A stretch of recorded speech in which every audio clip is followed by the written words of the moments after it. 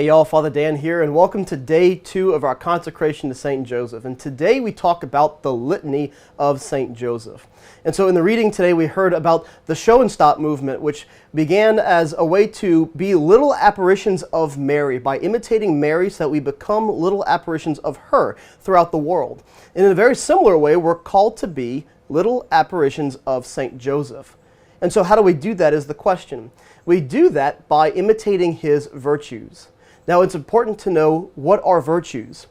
Virtues are habits. Just like vices are bad habits, the virtues are good habits. It's things to be practiced. And so we look specifically at the litany of St. Joseph, that's why we pray it for this consecration, to see what are his virtues, what things do we need to be doing to emulate St. Joseph.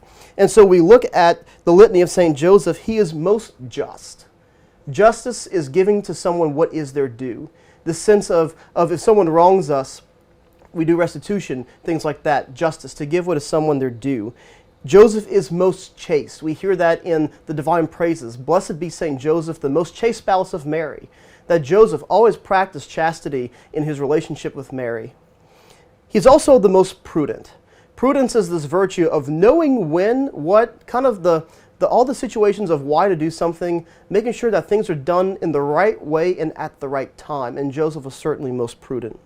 He was also most courageous. Think of all the things that happened at the very beginning of the life of Jesus. You know, having to travel back to his hometown for a census. His wife was 9 months pregnant. They can't find a room in the inn, and so they have to find a place in a manger. And then also his courage in taking the child and his mother and fleeing to Egypt when Herod was coming after the child. He was also most obedient.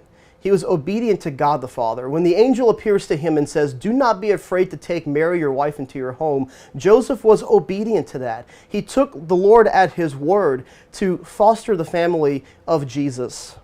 And he was also most faithful. That Jesus was faithful to everything in his life, to his family. He was faithful to his work, to the people around him. And so we especially want to imitate the faithfulness of Joseph. And so we can be faithful to Jesus. We can be faithful to our brothers and sisters as members of the body with Jesus as the head. And so we emulate Joseph, who is the father of the head of the church. And so we ask for his intercession to be faithful, to be virtuous, to practice all these things that will help us to be more like Jesus, and so we can one day share the beatific vision with him. Thank you, and God bless.